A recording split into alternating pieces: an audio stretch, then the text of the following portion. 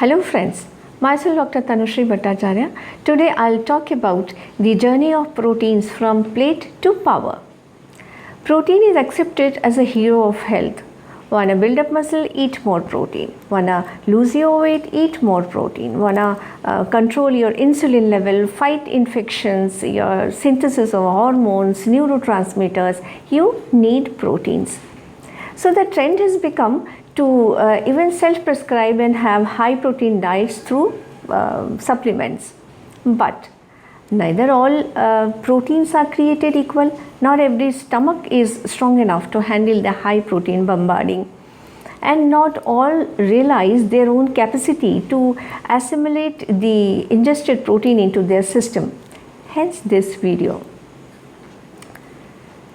Now, eating right type of protein in right amount is important, but equally important is to digest, absorb and utilize the protein efficiently.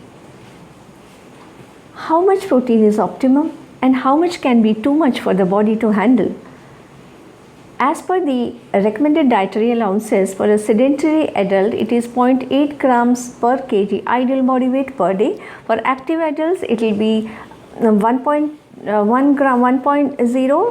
grams per kg ideal body weight. For heavy worker and athlete, it will be 1.2 to 2 grams. For adolescent, it will be 1 gram per kg ideal body weight per day. Mark here the words ideal body weight, not your actual body weight.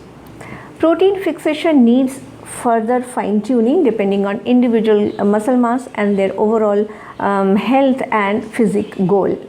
That's an area of expert. Now about the selection of protein. For your plate, wise selection would be choosing the complete proteins.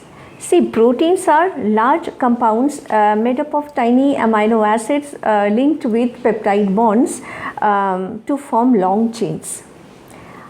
9 amino acids are that we have to provide to the body through food. They are called essential amino acids.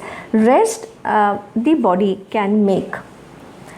In animal protein, all these 9 amino acids are present, so they are called the complete proteins.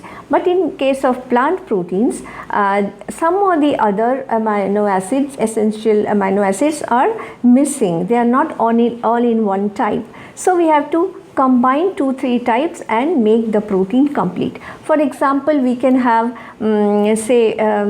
whole grains with pulses combination like khichdi and dal rice. Then whole grains with nuts, we can have the peanut butter on toast. We can have legumes and nuts like hummus we make, or maybe various other combinations like nuts and tofu and vegetables and soy food, etc. So for vegetarians, variety combination is the key. Mark here one thing, in vegetable proteins, they come in a package with fiber, healthy fat and phytochemicals or antioxidants. So always include them in your plate. Now the journey of protein starts from plate to power. Let's see the ways to facilitate this journey. At this step 1, it is in mouth. Only mechanical digestion takes place in mouth through chewing and mixing up the broken food particles into with the saliva and pushed into the stomach. Here, how can we facilitate? We can have as a starter a mixed vegetable and fruit spicy crunchy salad to brush up the inner mucosa and stimulate the secretion of saliva, more saliva. Then as a starter also we can have buttermilk or ginger water that contain proteolytic enzyme that the saliva is lacking. Then chew the food well before swallowing.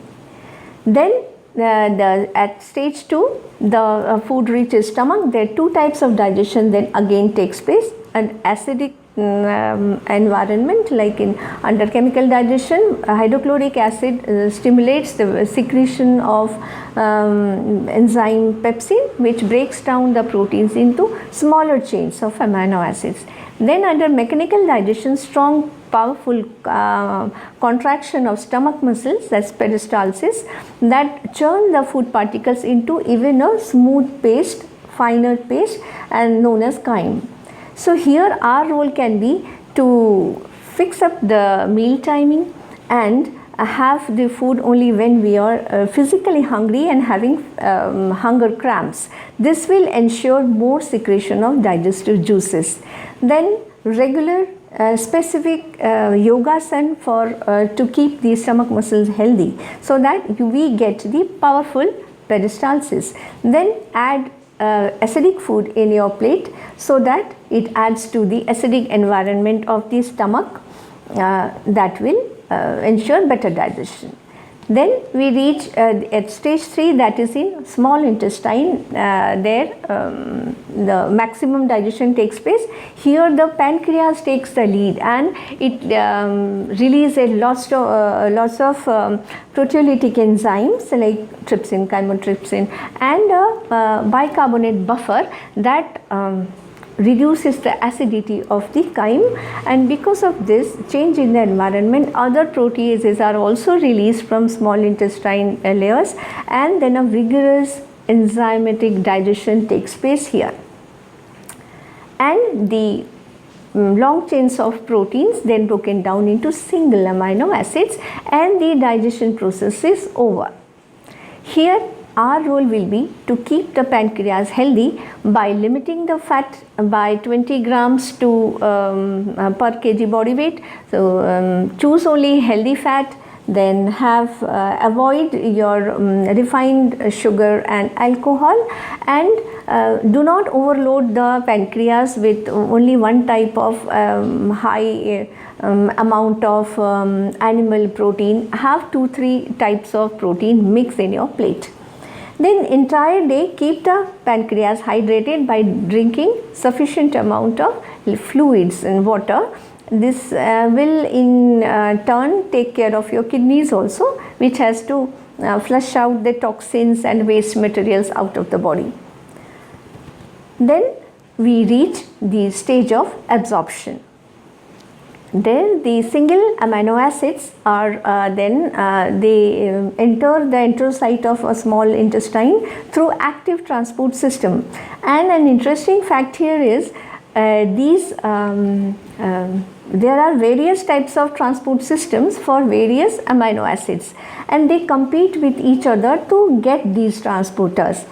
Not a problem if your amino acid is coming from natural food, natural protein. They get a natural mix of amino acid and they get their transporters. But if you are providing high amino acid doses through supplements, then they will interfere with the absorption with the amino acids. So be cautious while using these supplements. Then we reach the 5th and final stage of assimilation. The amino acids now should be utilized by the body. For this, we need to have vitamin B6 rich food and high complex carbohydrates in our plate, so that the vitamin B6 or pyridoxine, this ensures that the amino acids get dismantled in the bloodstream, and presence of carbohydrate in your food stimulates the secretion of insulin, and elevated levels of insulin then help the muscles to absorb the amino acids. So the amino acid gets absorbed, and rest of it is used for the other vital processes, and you get the power. Remember, too much of a good thing in the diet is useless, even harmful. Extra protein in your diet may not be utilized efficiently, and they will impose a metabolic burden on your bones, your kidneys and liver. Using supplements and overlooking the risk attached to it is not wise. Seek professional help and enjoy the protein power. Now, thanks for viewing. See you again. Bye bye.